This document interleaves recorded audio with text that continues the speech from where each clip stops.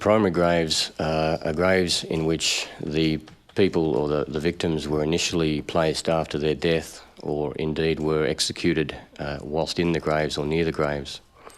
The other graves, the secondary graves, are those graves which have been created since that time, and the bodies from the primary graves have been moved to the secondary graves.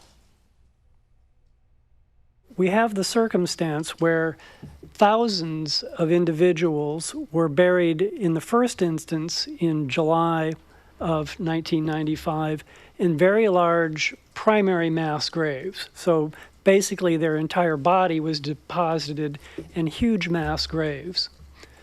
Subsequent to that, after the passage of a number of months, those graves were exhumed by heavy equipment by the perpetrators and put into trucks and taken about the countryside in eastern Bosnia and deposited then in a large series of secondary mass graves. We have, in fact, 39 large secondary mass graves that are associated with 5 extremely large primary mass graves and execution events.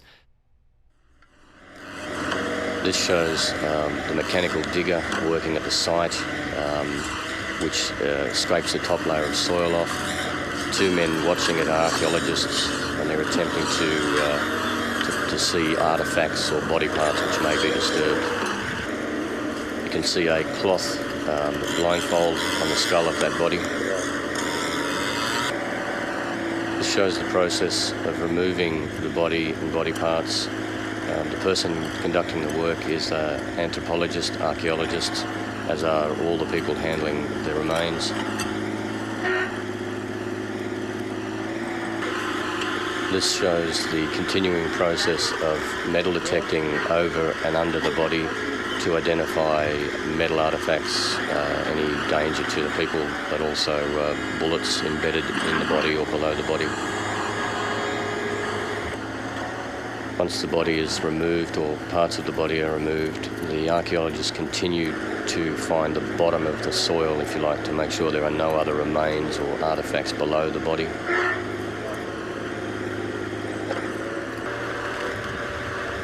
That body bag is then transported to the mortuary.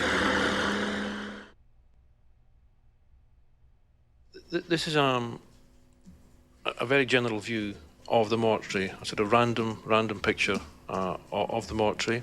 Right at the back, you'll see people in blue and white, etc. They are the people who are actually examining the bodies. The bodies have been taken out of fridges. They've been put onto tables. The bodies are cleaned up, kind of reorganized, because a lot of them were skeletons, and the clothing removed and any other possessions. So that's what's going on there.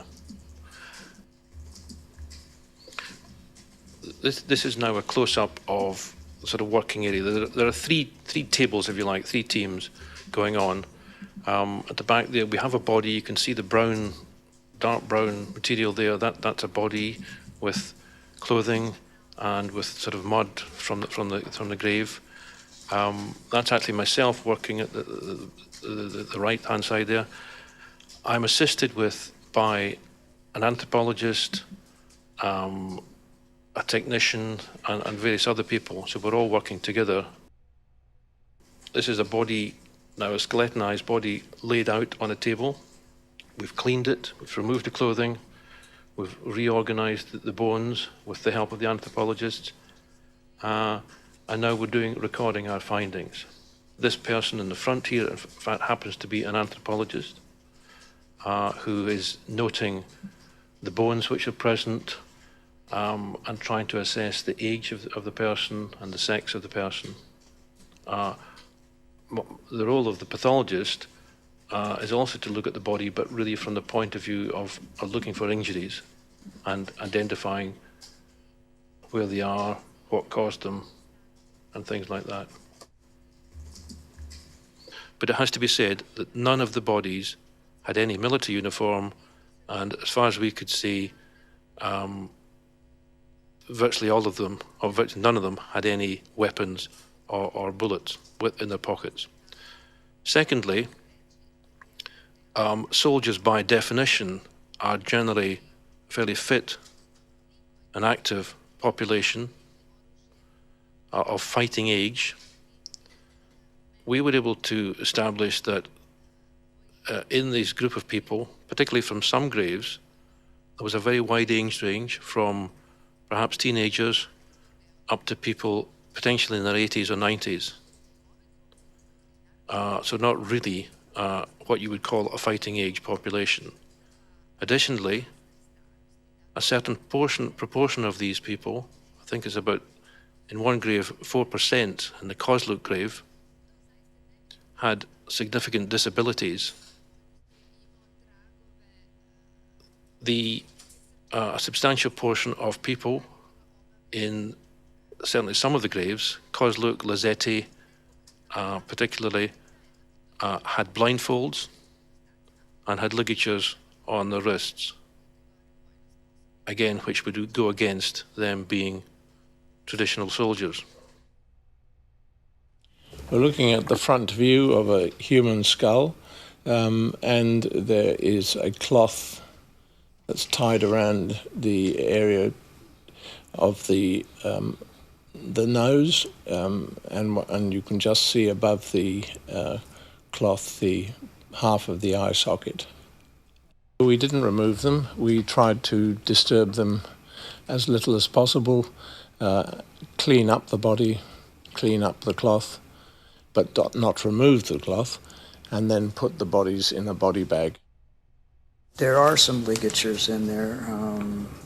For Srpska, we had 24 ligatures that were in place. Individuals' hands were tied behind their back. Actually, it was wired behind their back. They were using wires as ligatures. And then 24 were in place, and then another 24 were associated with the bodies. Do sada je na preko 450 lokacija vezanih za juli 95. pronađeno najmanje 6800 kompletnih ili nekompletnih skeletnih ostataka žrtava Srebrenice prijavljeni od strane njihovih porodica.